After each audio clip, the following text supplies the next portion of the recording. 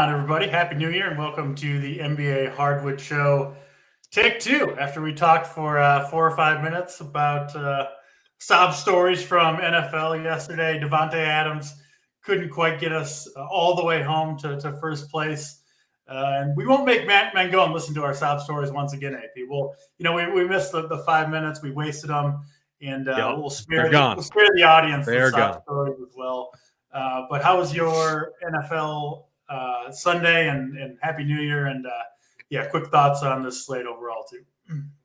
Yeah, I got to hear your guys' whole rant. I never got my intro, but here we are. We were talking for 4 or 5 minutes, and honestly, I was setting up stuff on my computer I didn't even notice. And I'm a little tired for sure. I was out last night and early college football morning, but we're here to get back at it. I always don't love the start of the new year DFS wise because I always say, for the most part, we're all starting in the red after a couple days. You know what I mean? It's just how it works. Not everyone can be in the green by a couple days in. So, we're going to be getting kicked down a little bit. We already got kicked once this morning with injuries.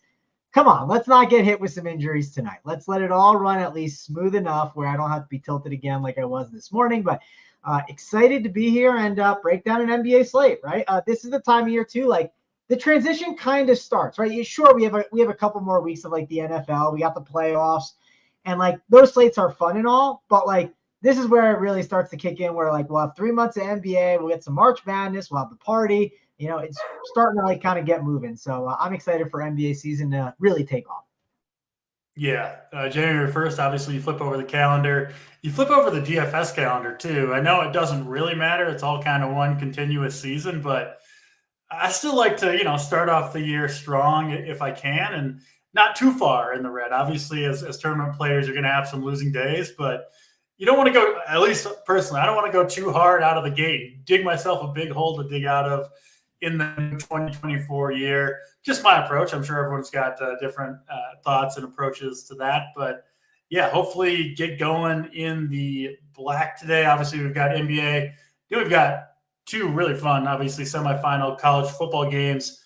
First one coming up here in 7-8 minutes. Really fun night of sports, and it continues. It never really stops. All the DFS action, all the good stuff. AP, how you doing on New Year's Day here? Yeah, doing really well. Yeah, Michigan and Alabama about to start. It's going to be a great one, and I'm excited. College football-wise, I'm really excited for next year. Obviously, the playoff format will be a lot better. I think that's just going to make the product that much better. So, I went out last night too. Probably stayed out too late. Probably had too much to drink. Slept in.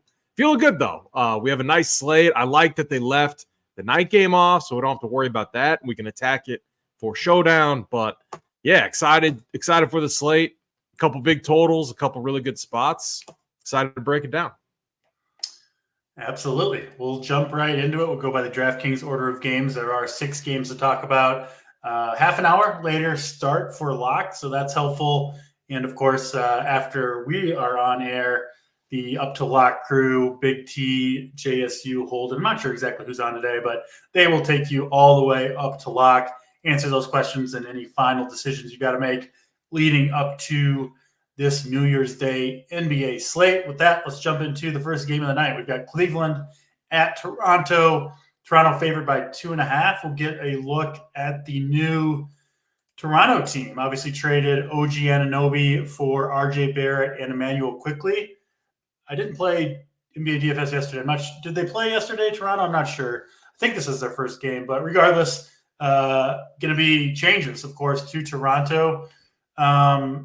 My initial reaction is the addition of Quickley and Barrett. It's going to kind of hurt a lot of the Toronto guys. Pretty heavy usage players, guys who like to shoot, score the ball. And, OG Anunoby was kind of mostly a defender, 3-and-D type player. So, AP, your thoughts here on the new-look Toronto team, and then obviously talk about Cleveland as well. Yeah, so, the other side of this, the Knicks, they obviously picked up OG. Knicks are looking good right now. Obviously, not even a full game yet sample, but tough matchup against Minnesota. Minnesota came out a little flat there. I imagine they'll bounce back. But sometimes when, players get to a new team, it's like a fresh start. They get remotivated. And Sometimes they end up sucking, but OG right now playing pretty well. It'll be interesting. I agree with you. I think, with the Raptors here, it's been the Scotty show, Scotty and Siakam show. I fully agree that Emmanuel Quickley, a nice addition, kind of running that second unit, will be a nice spark for them offensively as well. And RJ Barrett, it'll be really interesting to see him in a new system and how they incorporate him. I guess my take is, I don't think they're gonna it almost seems when you look at how this team sets up top to bottom right now with, when you look at the Knicks, you got two ball dominant guys. And now when you're looking at the Raptors, you pretty much have two ball dominant guys too in Barnes and Siakam. So I feel like RJ Barrett right out of the gate might have a very similar role. So interesting to see what you guys think on that.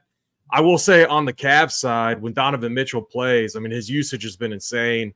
He coming off a nice 60 piece. He's actually outperformed his projection. I charted it out, but it was an insane 7 out of 8 of the last games or something like that. So obviously Donovan Mitchell, the usage is insane.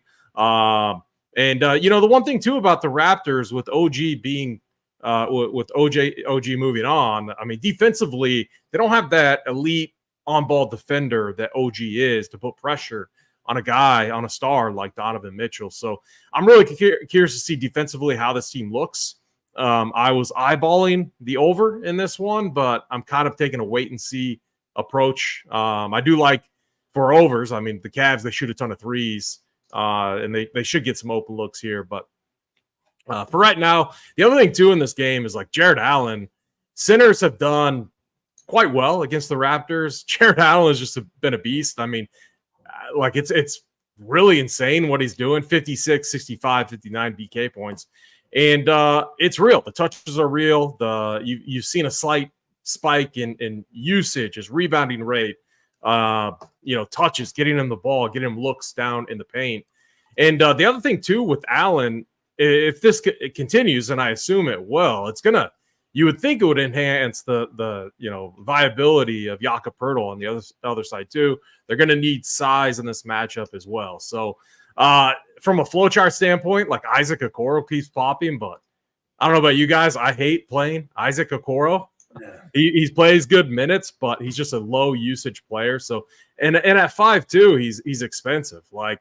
If anything, that's the type of play I'd rather try to find that additional salary to play like an RJ Barrett on the other side. But I don't think I need to go there. So in this game, it's Jared Allen, it's Donovan Mitchell. And then on the other side, there's just so many mouths to feed. Quickly off the bench, I think it's fine. I don't know. I think I'm going to be under or off of Siakam and Scotty Barnes. There's just other better spots. And then looking at Jakob Poeltl. Yeah, a lot going on here. Obviously, Mangone. I kind of like the Knicks trade, the Knicks-Toronto trade for both sides of it. Honestly, I think OG is a really, really good fit next to Jalen Brunson. And then, it gives Toronto some more firepower. But I do agree with AP. I think I'm not expecting huge games from either Barrett or Quickley out of the gate while everybody's healthy. You mentioned the ball dominance of Scotty Barnes, of Pascal Siakam.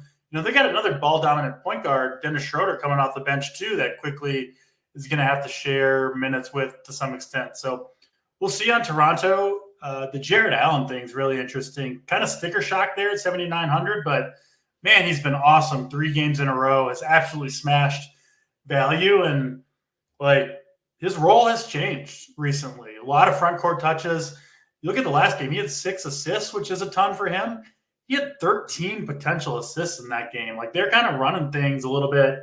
I don't want to compare him to Joel Embiid, but his performances have looked like that, and kind of his usage has looked a little bit like that too in these last 3 games. Let's go over to you, man. Going Cleveland, Toronto. What do you got for us? Yeah, I am different than you. I think it was a win for the Knicks, not a win for the Raptors. But I just don't like the RJ Barrett contract. I like the Knicks side better for sure. Yeah. Yeah, if you're not talking contract stuff, right, and some the long-term ramifications of making a deal like that and locking yourself in, like, sure, I think it's going to be fine for both parties. I also think the Raptors aren't done, right? Like, I don't want to judge kind of what the Raptors did fully yet until I see what happens after February, I guess, for them a little bit. So yeah, all in all though, RJ Barrett, I'm definitely not playing on this slate. Just don't think it's necessary in all these Raptors. I think the wait and see approach makes sense. I think based on the price tags, it just makes sense in the matchup. I don't think this is a good game to go to. And then that Cleveland side of the ball, I mean, if you look at Cleveland, sure, you can make a case that like Donovan Mitchell has a ceiling, could do well in this spot, but I just think on this specific slate, I just don't think it's necessary. I just think we have a lot of good plays in other spots. I just think this is a good game to kind of just fade to start it off. And I don't know if that'll matter. There's a lot of questionable tags that we are waiting on. I'm not saying they're all for sure gonna like be there by the time 7:30 hits, but who knows? Maybe waiting an extra 30 minutes could be valuable. That's something else to think about too. Absolutely. Yeah, we'll move on to the next game on the slate. It is very high total. Wow, 260 between Indiana and Milwaukee. I guess shouldn't be shocked by that, but it's still kind of shocking to see a 260 total, even though you kind of know it's coming. I believe this is the fourth game between these two teams. AP, we've seen Giannis just absolutely smash in this matchup in general. I think he's at 75 fantasy points per game over those 3 games. Makes sense given what Indiana, how fast they play and can't defend the rim, all that stuff. Injury news, Bruce Brown is doubtful and Marjan Beauchamp is questionable. Everybody else should be in there in this one. 2 games here in the 8 Eastern time window. Let's go to you, back to you, AP. What do you see, Indiana and Milwaukee? Yeah, so we know I've been on Pacer games overs basically all season long. I don't think we've ever seen a total this high. It's insane, and I actually kind of like the under in this one for a few reasons. We've seen the pace of both teams tick down just a little bit, and I think it was a couple weeks ago Rick Carlisle, hinted at that, focusing on instead of just getting out there running blindly, like playing a little bit of transition defense. Now, have we really seen that too much? No. They're still playing at an insane rate. But the other reason too is they should have Jalen Smith, and he hasn't been. So they've played 3 times already, and the games have just gone insane. But I don't think Jalen Smith has played in any of those games, so it just gives them a little bit more size. And we've seen Rick Carlisle lean on a bigger lineup, kind of to insulate Tyrese Halliburton a little bit. And what that could maybe allow them to do is build a wall to some extent against Giannis. Do I think it's going to work? No. Do I think Giannis is going to have a big game tonight? Yes. Is he my favorite stud on the slate? Yes. I mean, he absolutely has smashed in 2 of the 3 times in facing this team. The other thing too is like I think the Bucks, I think they win this one too. I'm not willing to lay the 8.5 points, but it is tough backing the Pacers in this one. The other thing too is Tyrese Halliburton at 10-3. That just feels too cheap in this spot. He's been insane. I mean, a 70 piece against the Knicks. Like, I was watching that game closely. 23 assists. It was absolutely insane what he was doing. He wasn't even shooting the ball well at all in the first half, and turned it around, got a few shots down, was insane. He's put up a 60 piece or more in the last 4 games, and we get a pace up spot against a team that just has a big good against opposing point guards when Malik Beasley and Damian Lillard are out there. So again, the other reason why I don't want to bet the under, even though it's a lean, as a slight lean, is if we get decent shooting at all in this game, it's likely going to go over. And if Halliburton's doing his thing, it's just going to, create a much better environment for it to go over. So the other thing too is thinking back to when these teams played last time. I mean, there was a little bit of drama there.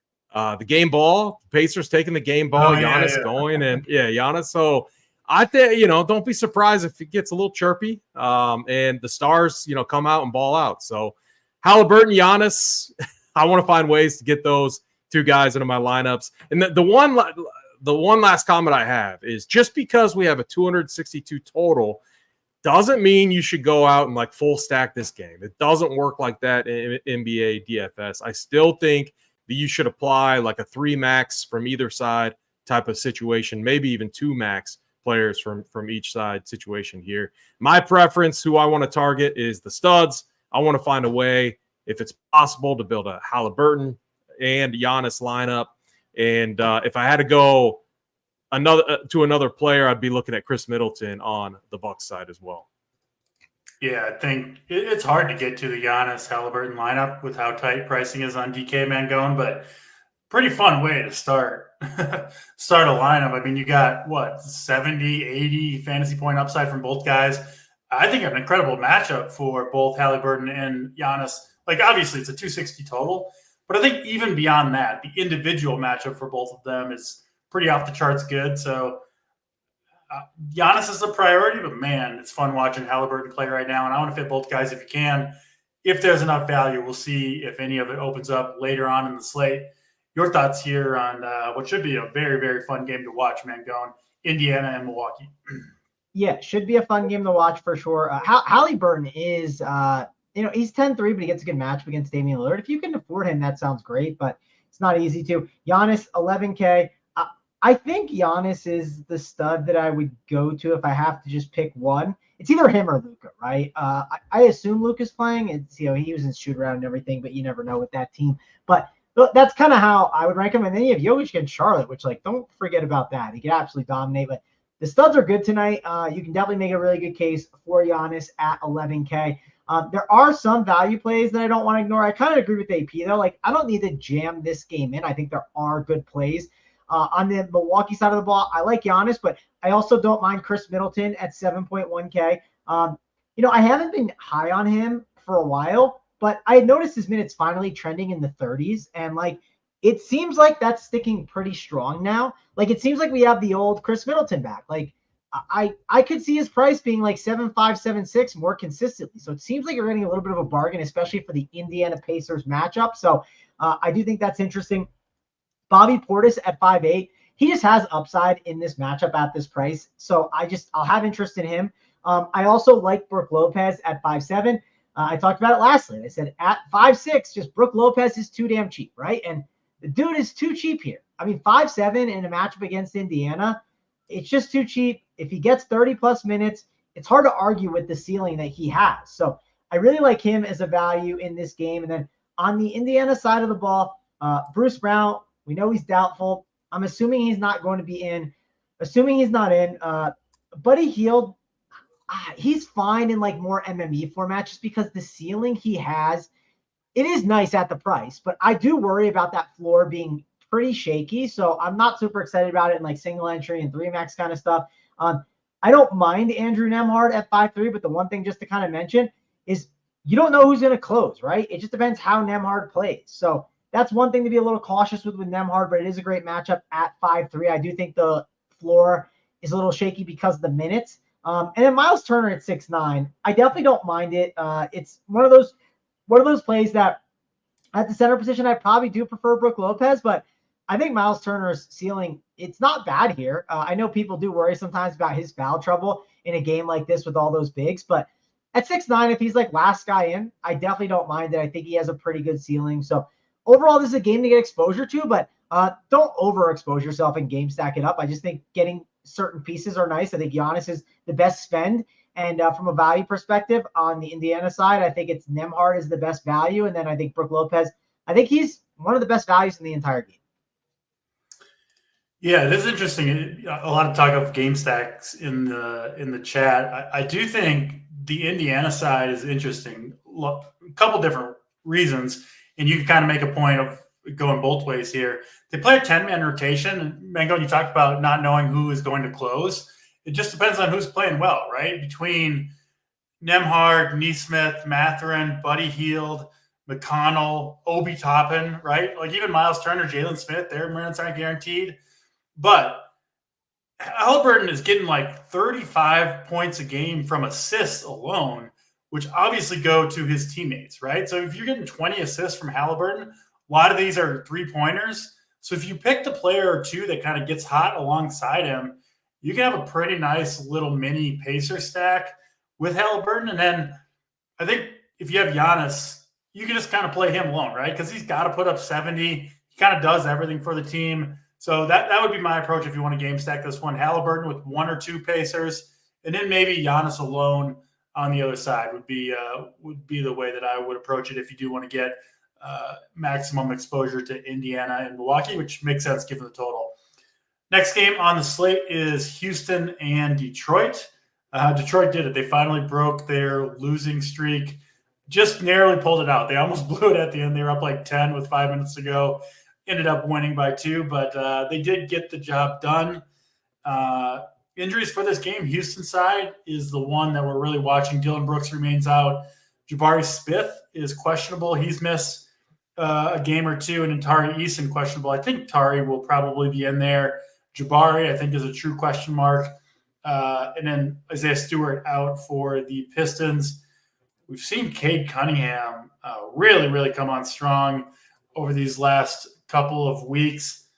Kind of a tough matchup here. It does get easier with no Dylan Brooks and maybe no Jabari Smith AP, but still not ideal. Houston favored by 9, 228 total. And might get to go back to my main man, Mr. Jalen Green, if Jabari Smith is out. Don't think there's a matchup that will make K-Falix ears bleed today against Detroit. Go to you, AP. Your thoughts, Detroit and Houston. Yeah, I mean, this makes for a good game environment because we should have tight rotations on both sides. At least on the Pistons side, that's what we've been seeing. And look, like, if the Pistons want to continue to win, they need to play Cade Cunningham, 39 minutes, 40 minutes a game. I mean, he's been really good. And when he is off the court, they look really bad. I mean, they do get a little spark from Alec Burks, a veteran there, and he kind of fills in the gaps. But it does look like the Killian Hayes experiment, Marvin Bagley, even Asar Thompson. Like these guys are just not non-factors for me, especially DFS wise, and they're not getting a lot of runs. So we should have a lot of interest in the starters here. That's Cade Cunningham, Bojan, Jalen Duren. And Kevin Knox even is a guy getting some decent run. I do think out of all of the starters, he's the one that has the most risk if he's not playing well, or if from a matchup standpoint, if he doesn't fit, he's the guy that's going to get cut and in favor of someone else. So definitely be careful with a guy like that. But the pricing too, like Cade Cunningham, 8.7 for if you just, and we've been talking about it with him, if you just take him, his name away from the team that he's on and just put him on another team. And then you look at the numbers, you're talking 38 plus minutes a game, 31% usage rate, 30.5 points, raw points, 8.5 assists a game. And this is more recent stats over his last 5 games. Those numbers are highly, highly elite. So Cade Cunningham, I think, is a really, really nice play on this slate. And you can make the case too for Bojan at 6'4", and then Jalen Duren as well, because it's a minutes type of thing. But I think the plays that we want are also on the other side. Backcourts have actually absolutely torched this Pistons team, even though like Jaden Ivey was always a good defender in college, and he can get the occasional steal and blocks. But I still think Jalen Green in a pretty nice spot, should cook here. It's also a good spot for opposing point guards. The Pistons give up an insane amount of assists to opposing point guards. So, on both sides, you can make the case for Fred VanVleet. I would rather try to find that 500 to get to Cade. That's my preference. And then Şengün. And even though Jalen Duren, very, very good for them as a traditional center, very, very good rebounder, but I don't think anyone's stopping Şengün, especially anyone on this Pistons team. This is a nice spot for Şengün, 8.8, a fair price tag. So this is where it becomes interesting because you have these upper mid-tier type of plays, the Cade Cunninghams, the Şengüns. I would even throw in the Donovan Mitchells and, Jared Allen up there as well. It's how do you balance those plays with the Halliburton and the Giannis in the other game? That's what's going to make this slate really interesting from a roster construction standpoint. And to be honest, I'm with you. That's why, like, stacking Halliburton and Giannis on the slate, you might really be forcing it in, and it might not be the right move unless Halliburton puts up 70 and Giannis puts up 80. Then yeah, you're gonna want to find a way to do that. But if they underwhelm at all, you have all of these other players in these upper mid tier type of range that are in really good spots. So I like this game. It's going to be one that I definitely target. My last comment: Peterson off the bench has just been insane. He's probably, I think he plays. He's going to play 28 minutes. Against Detroit, though, he could definitely get there in 28 minutes, but there is risk for sure from a rotation and minute standpoint. Yeah, absolutely. Makes sense there. Houston and Detroit. Mangone, your thoughts on this game? Yeah, I mean, one thing AP mentioned that I think was a good point was talking about those studs, right? And like, if you force them in, like, I don't know, like, you're just going to feel like an idiot when some of these values don't get there. Like, the value's not good right now. As of this time at 5:15 Eastern, value's not great. It's definitely, I think, better overall for more of a mid-tier build. Now, if value opens up, that'll be a different conversation, right? But at this time, I do not like the value. I don't think Kevin Knox is a great value at 4-2, right? But he's someone that pops up as a value play in this game. I think his minutes are more shaky than some of these other guys, like Bogdanovich, Cade Cunningham. Like, those guys, it seems like they're actually giving them the real run. Now, those guys are more expensive, but that's the point I'm getting is not buying the Kevin Knox minutes completely yet. That's just something to mention, especially at the ownership. So I'm not super excited about Pistons. I always say the Houston matchup. I mean, how often is it at the end of the night you're like, oh, this team played against Houston and like they won you a GPP? It's not often. And it just doesn't seem like an amazing spot for me. So I'm out on a lot of these Pistons. On the other side, though, the injury news is going to be important. I think Fred VanVleet, no matter what, at 8-2, is an interesting play against this Pistons team. Jabari Smith and Tari Eason, that's going to be important news. Obviously, Schengen could absolutely dominate in this matchup. You could see Jayshawn Tate be the starter here and be an interesting play. I don't know if you're going back to Jalen Green, DC at 7-2, but he could easily do well here in this matchup against the Pistons. So this Tari Eason and Jabari Smith news, I think it's really vital in making decisions on the Houston side of the ball. Yeah, I like Jalen Green if Jabari Smith Jr. sits. That was kind of a big piece of it. The last show we did when he was play of the day, and would remain a big piece of it for me today. But even then, I'm trying to get a lot of Indiana and Milwaukee in my lineup. So, if you're playing Halliburton, playing Giannis, can you even fit a 7-2 player in there alongside those guys? It's pretty tough to do. So I might be locked out of them regardless. We'll see on the Houston news. But yeah, I would like Jalen Green in that scenario. Let's move on to the next game on the slate, Dallas at Utah. Another big total in this one, 246. Dallas favored by 3.5. Pretty much the whole Dallas team, or a lot of it, is questionable. Luka, Dante Exum, Kyrie Irving, Seth Curry, all questionable. I think they were all at shoot around, or at least Luka, Dante, and Kyrie were. So we'll see on those guys. But I do kind of expect most, if not all of them, to be in there. I think Kyrie the most questionable to me. And in Utah, pretty much healthy at the moment. They did get Clarkson back. They got George back. So, yeah, they're kind of a fully healthy squad. We haven't seen that a ton this year. And, it kind of takes away, I think, a lot of the appeal of the Utah side, AP. But talk to us, Dallas and Utah Jazz. Yeah, I mean, Utah is one of the more frustrating fantasy teams. I mean, it really reminds me a lot of what Pop does with the Spurs. I mean, the rotations are just they're gross. They're unpredictable. They're random. No one really gets a ton of minutes. I mean, look, the last two games. So, all right, against Miami, they started Fontecchio, Sexton, John Collins, Laurie, and Dunn. And you still had, and then you had Clarkson, Kessler, Kelly O, and others off the bench. Everyone played 24 to 28 minutes. They're playing hard. It's look at, I wanted to, and I still think the Mavericks side of this game is probably the right. It feels like a trap basically, because it feels like the spread is too low. And when you look at it, the Jazz actually have been playing a lot more competitive at home. And maybe maybe it's just the coach. Maybe he found this random rotation that works for them from a basketball standpoint. But for DFS, that's what we care about, obviously. It's a really difficult situation to break down. I think I think if you're playing cash, single entry, 3 max, you just don't even worry about it. You exit out, you move on.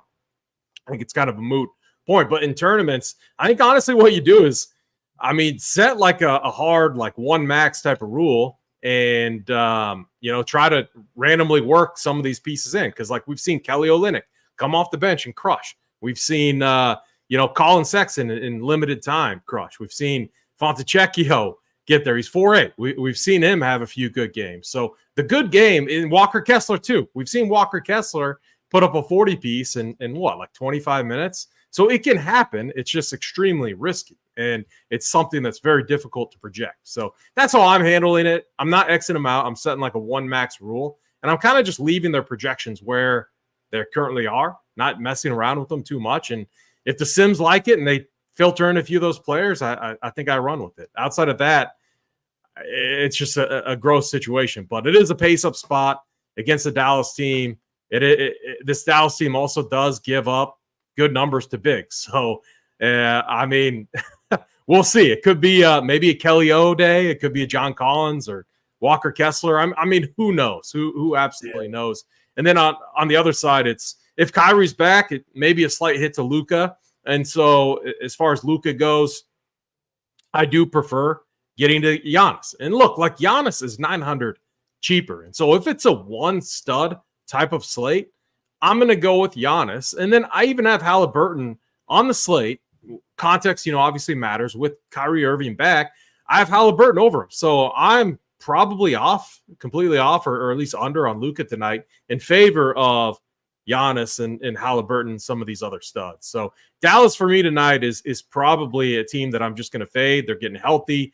They're expecting, I think, everyone to play tonight. All the guys that were questionable, Dante Exum, Kyrie Irving, Seth Curry, Luka Doncic were all questionable, but they're at shoot around. I expect them all to play. So this game, big total, but it's one that I'm not going to have a lot of exposure to. Yeah, that's pretty much where I'm at. It feels like Dallas, just with all their guys back, it's kind of hard to get there. And then Utah, Mangone, you kind of feel like you're guessing a little bit with this team at this point in time, given the rebuild that they're in. Like we saw a question from Mamba for Life in chat, calling Sexton a good cash or single entry play. Problem is, like, even when he's playing well, look at the last game, right? He puts up 33 DraftKings points.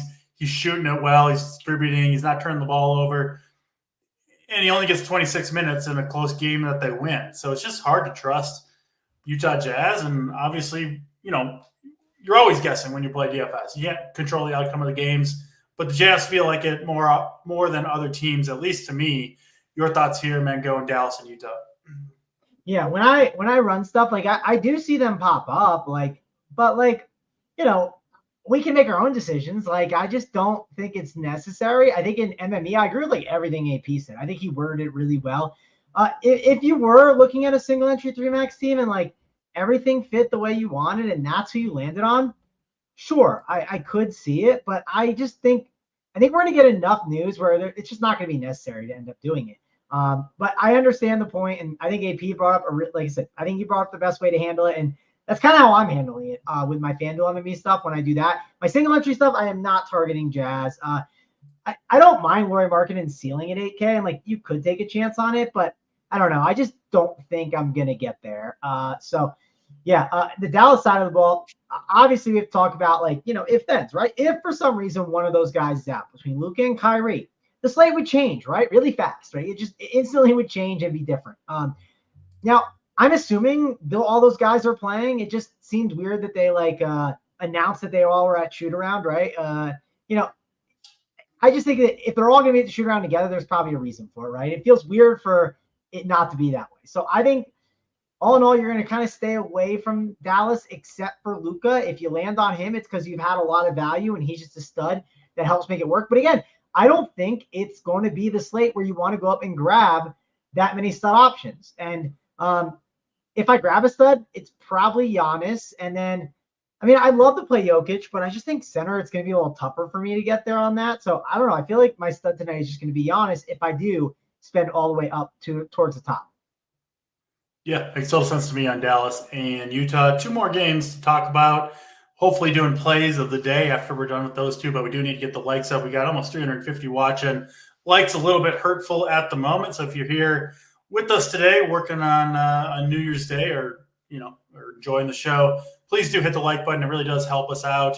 Hit the subscribe if you don't want to miss any of the free content we bring to the people here on the YouTube channel. And if you do want to join us over at Run Pure Sports, get in the Discord, get the winners, playbooks, core plays, all that good stuff. We do have a new promo code running today. Promo code NEWGEAR, all one word, will get you 15% off your first weekly or monthly payment. All right, let's get to the next game on the slate. There are 3 of them here in this 9 Eastern time window. First one we'll talk about is Charlotte and Denver. Biggest spread of the slate on this one by a decent margin. Denver kind of expected to blow out Charlotte. No surprise there. Favored by 16, 226 total.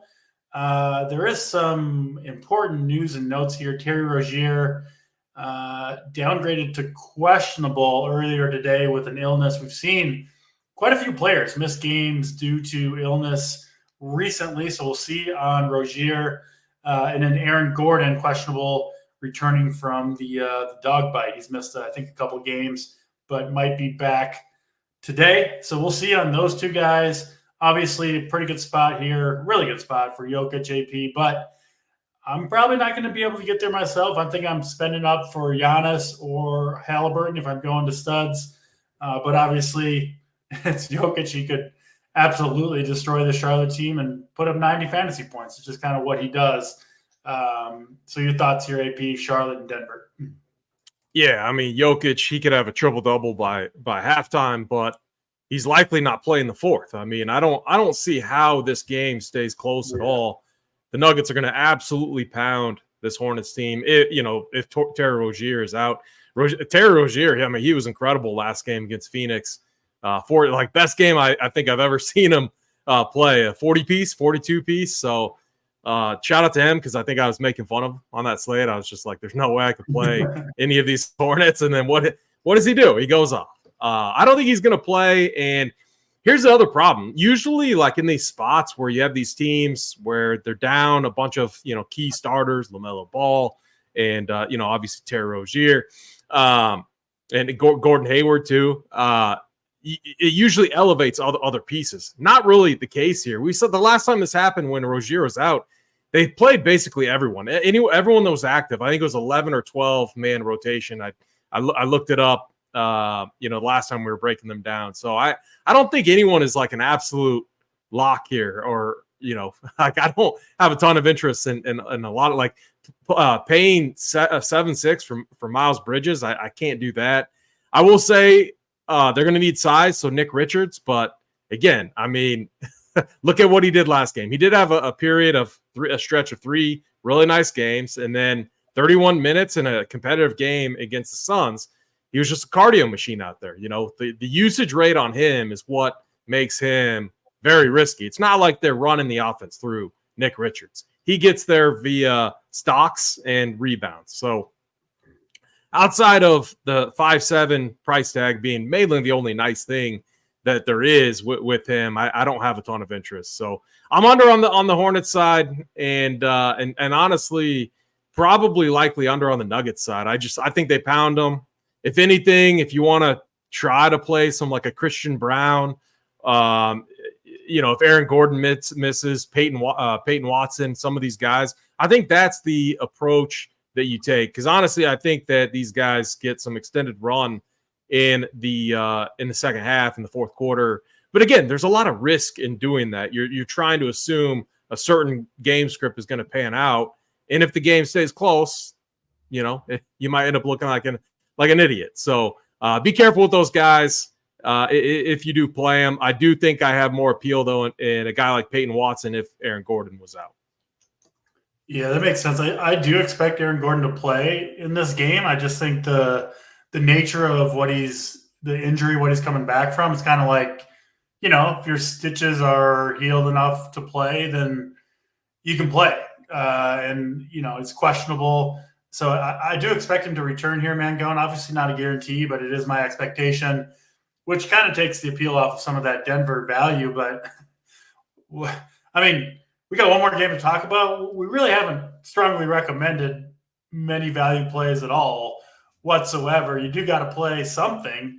So what are you looking at here, Mangone, Denver and Charlotte?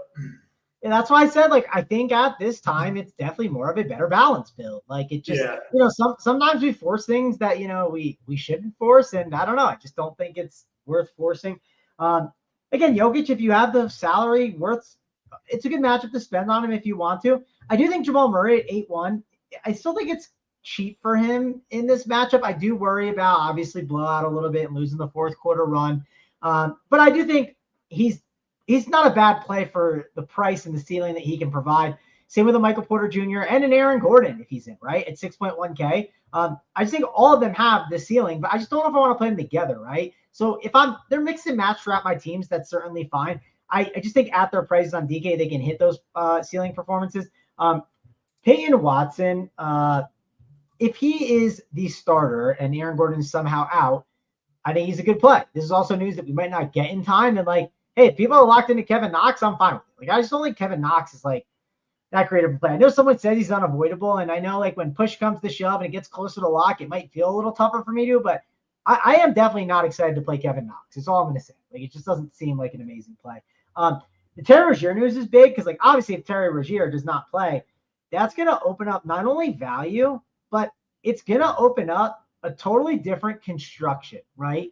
Right now, it feels like a lot of the construction is spending down for Knox and some other plays. It would flip the build and force you to spend down for who? Well, it'd be spending down for probably Ish Smith at 4.1K, right? I think Bryce McGowan's, as gross as that sounds, I think he would come into the conversation too at 4.3K.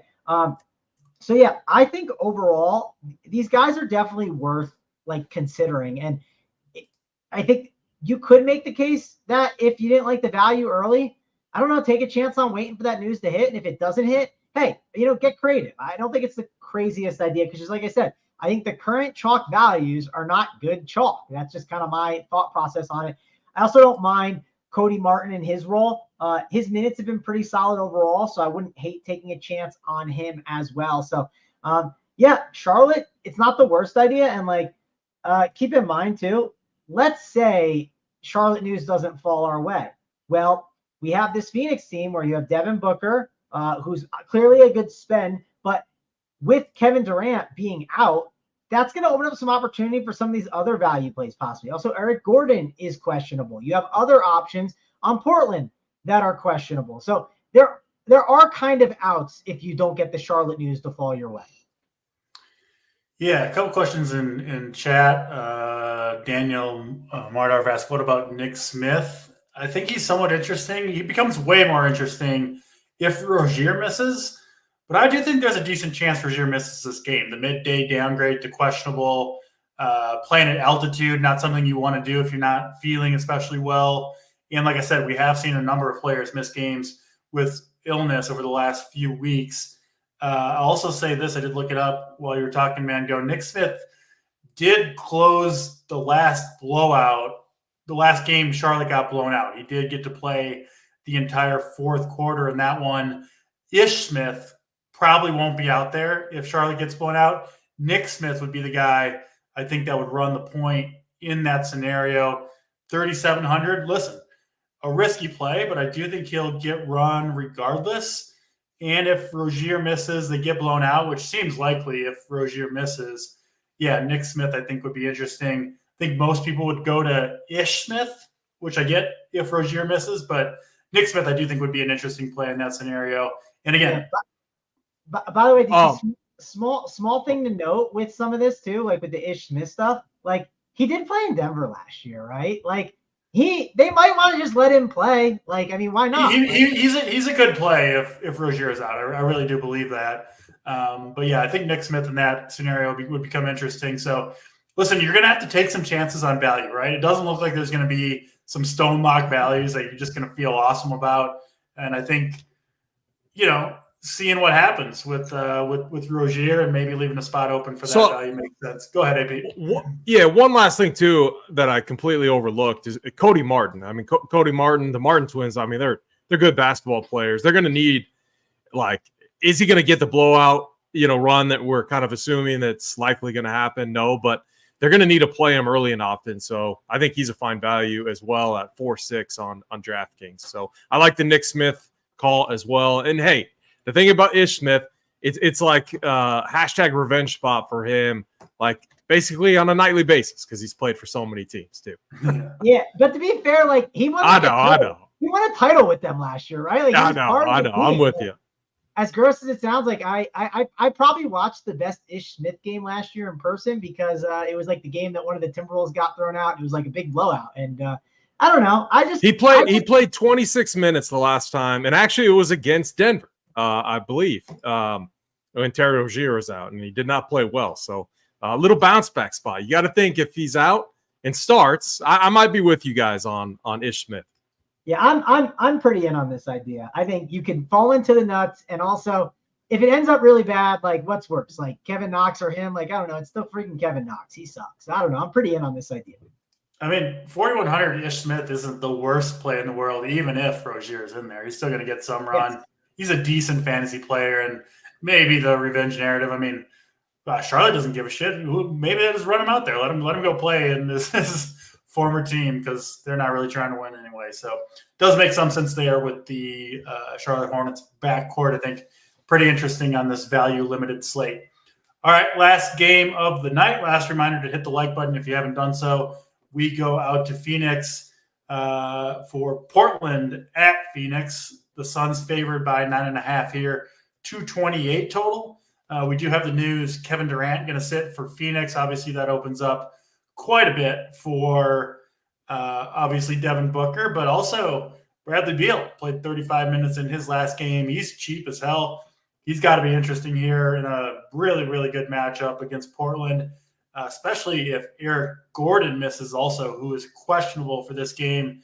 So, yeah, a lot of moving parts there on Phoenix. Same thing for Portland, who will be without Anthony Simons, who's been kind of their usage talisman. And then Shaedon Sharpe, another important player for them, questionable. DeAndre Ayton already ruled out. Duop Reith is doubtful, so they're going to be short on the front line as well. And then Toumani Camara, rookie player who gets a lot of minutes, also questionable. Portland,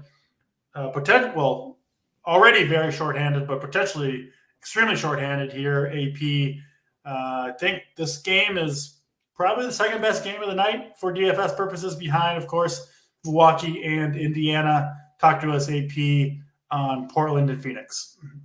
Yeah, I mean, the Blazers just horrendous defensively, a team that we can attack on like a nightly basis. And the thing about the Suns right now, too, running a really tight rotation. They basically, like, I think it was like 8 or 9 players played, but it was basically a 6-man rotation in their last game, just basically loading up all around their studs. And then it was, Eric Gordon kind of mixing in as well. So that's one thing to note from the Suns, running a very tight rotation. So if you assume that's going to happen tonight, which I think it does, they should get an easy win. You would think even with no KD, they get the win tonight against this Blazers team. If we get a tight rotation, that puts Devin Booker, Bradley Beal, fully in play tonight. Bradley Beal going to be probably the highest owned play on the slate, 6-1. Looked pretty good last game. 34 minutes, was 12 of 13. Probably one of the best Bradley Beal games that we've seen against a tough defensive Orlando team that's good at limiting peripheral stats. And, so 21% usage rate. So you got to just think Kevin Durant, he takes on a lot of the, raw scoring for this Suns team. And you got to think, where is that scoring going to come from now? It's going to come from Bradley Beal, Devin Booker, Grayson Allen, who's been awesome. And he's been lights out from 3. And then Yusuf Nurkic as well. Those are going to be the key guys that I'm looking at. I'm going to be careful with some of the peripheral pieces outside of Nasir Little. If Nasir Little, I think he's in tonight. If he gets the start, I'm going to have a ton of interest in him at 3-3.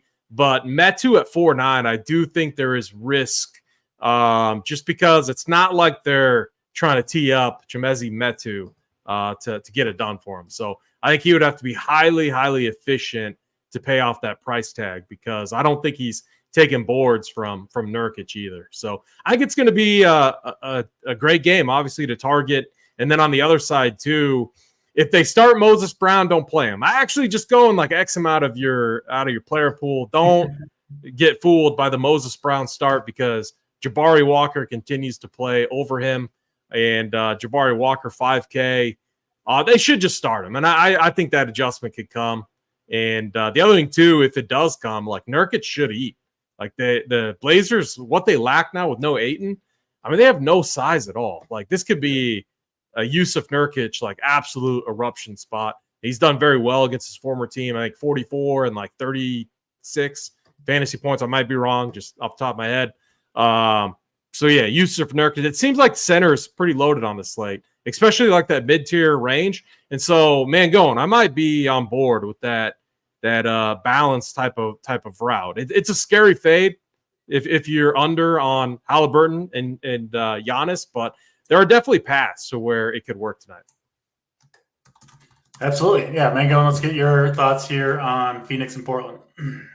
Yeah, I love the spot for Nurkic at 7.4. I think he can absolutely dominate. I love his ceiling at the price of 7.4. I like Bradley Beal's price too. I think he's a really awesome option at 6.1. I mean, that's just too cheap for Bradley Beal. I actually played him in the rolled ankle game, and I had a really good team, and I was excited to sweat it, and then I was very sad. So I want some Bradley Beal redemption at 6.1. The price is just too good. I thought the price was good last time, and it was. I'm going to buy in on this price. Eric Gordon, that news does matter, right? Because if Eric Gordon doesn't play, well, that opens up some opportunity for some of these plays here. Grayson Allen is 6'2". That's a little pricey for Grayson Allen. Nasir Little, I know it's a revenge game for him too. I mean, if he started at 3.3, I don't know. I'd rather that than Kevin Knox. I'll say that, but we'll have to see. Chimezie Metu at 4.9. It's okay, but again, I think I'd like other values, and I'd maybe just try and avoid that at 4.9. It just feels a little pricey. If it was the last guy in, maybe I would bite the bullet, but it's tough for sure. And then I didn't mention Devin Booker yet, but I think it's a good Devin Booker spot. Now, the big debate is, do you have the money for it, right? And the thing I'm trying to figure out is a lot of the Booker games that have been good without KD or without Nurkic haven't had Bradley Beal, right? We really haven't had this other combination with Beal in. So there's an unknown factor there. But I do think Devin Booker is worth considering more as a spend. And I think a lot of people might pass on that. And if it helps, I know Booker's not totally part of a balanced build, but let's say you just have enough value and you can only go grab Booker. I don't think it's the worst idea. You could make a case of going to him over some of these other studs that we've talked about. I might even rank Booker above Luka and Jokic, right? Because of how good center is, because Kyrie's back, and maybe put Booker as number 2 to Giannis because of the price. So I think that's worth mentioning. Brogdon at 7.8, just an elite fantasy producer when he's in this role. Hard to argue with, so he's definitely going to be a good play. I'd want Shadon Sharp out. I think that would help him out a little bit. If Shadon Sharp was in at 6'6", that's kind of cheap for him in this role. So that would be someone that I just think would go completely overlooked if he got ruled in. And then you also have Jeremy Grant at 7.3, which, hey, the ceiling at 7.3 is good. If you're playing that balanced build like we've talked about, that's not bad. And Jabari Walker at 5K is still too cheap for the ceiling he provides. The foul trouble can be concerning at times. AP, I know you said they should probably just start him. I'd rather than just start Moses Brown and not mess with the mojo that Jabari's going with and just kind of stick with it, I guess. But I think Jabari's definitely a value at 5K. Yeah, we do have a question. Chad, we'll let you answer this one, AP, as the Azubuike whisperer. No. You got any love tonight? Okay, sorry.